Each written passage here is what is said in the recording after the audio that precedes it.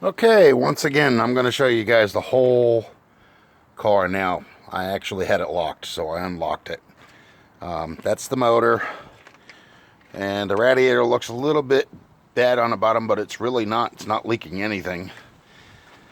But I do have that burping power glide transmission problem that it's been doing. That's a factory thing. It's not an issue of having the transmission fixed. The torque converter drains its fluid if the car sits for a period of time.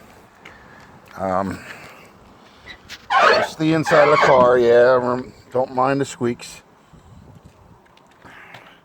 It's a little good sized rip over there, but for the most part the headliner is still all here, which I'm going to replace too. But I got to fix up the dash, get a dash clock. But there's the AM radio. Have the original rear view mirror. It's got the original gauge cluster and the horn ring. And as you can see, these are the original seats.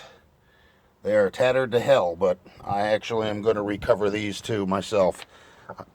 I went and bought black vinyl, and I bought medium green fabric, which I'm going to put these seats back together. I also have carpeting for the floor here, as you can see. This may be a little bit short. I may have to get something a little bit bigger, but I also located some lights for it. As you can see, those headlights are rather rare to come by. And no, the license plate light is not missing. It's right there. Some of the moldings are in here, but I have most of them in the house because I don't want them taken off the car by somebody else. The car is missing 3 door panels, and this is the only one that's still intact. So the door panels that I'm going to create are going to have a similar look, because what's left, see, here's the back of the seat, and if you see over there, it's one of the original speakers, but there's actually quite a few of them underneath. That door panel is missing, but it's actually in the trunk, and I believe I have that one over there. But the window framing is missing for the passenger side front door. There are 3 armrests, which I have to get another one. Let's see. The floors, as you can see, are pretty solid. I mean, that's the original seat area. There's the original hump. You know, it's a little surface rust, but nothing major. And I have it jacked up right now, so that way, you know, it doesn't get any water in it here. There's nothing in the back as far as water goes either. But this car is a basket case. As you can see down here, I got a lot of work to do down here. But it's just a matter of fabricating metal, cutting the rod out, and putting new metal in. Now, here's the trunk. And for the most part, the trunk is solid.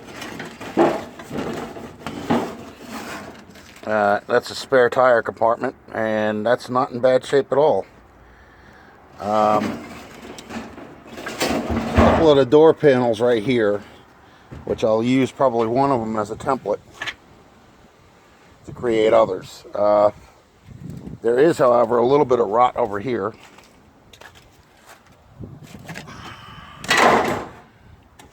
But it's not that bad. I can actually fix this. It's not a problem. All the tubes for the water runoff is still there. There's a hole here, but I don't think that well, if it is, it's just I'm gonna fix it anyway. I'm gonna use metal in order to replace. So that's gonna be redone. And that's the trunk lid. The other side is not that bad. Like I said, it has the original 283 Power Glide transmission. So what I'm going to do here is I'm going to cut all that rod out on the bottom, and I'm going to refabricate some what I like to call door skins. It's going to be one solid piece. It's going to go all the way across. And however, you know, the other doors are, I'm going to fit them in and get them working right. And the same with this back here. This is all going to get cut out, and it's going to be replaced with fresh metal. So there's a lot of work to do on this car, but even though it's a 4-door, it's still a 57 Chevy Belair. And in my mind, it's worth it to me. I have another car too, but right now it's buried in snow. It's a 69 Oldsmobile Delta 88 Royale, and that has a 455 rocket, and I'm also going to be working on that. But for now, my main concern in my project is this one right here. The other one, I can do it another time. But all in all, it's not that bad of condition as far as the car goes. It could have been worse, and it's not. So I just make sure I got my keys, because I sometimes do stupid things. Okay. So I don't want this thing to be locked and the keys are in the trunk, because it's also got my house keys. This is going to come out of here, because I think somebody else did that. I don't think that's original at all. And if there is any rot in there, it's all going to be cleaned out, and metal will be refabricated. But as I said, if you look underneath, you can see that the frame rail from front to back is solid. Not just on this side, but on both sides. There's a lot of wiring I got to do for the lights and stuff. The only thing that really works right now is the headlights and the parking lights or brake lights. Turn signals do not work. That's because they got to be rewired. But here's the underbelly on this side. I don't know how well you're going to see it over here, but for the most part, like I said, the car is solid underneath. It's not rotted all to hell. So that makes it, in my mind, worthwhile fixing up. It's not going to be done in a week or a month. It may take a year. It could take 6 months. It all depends on how much free time I have. But that's really about it. I have a friend of mine who actually has parts for this car for me to replace ones that are missing, and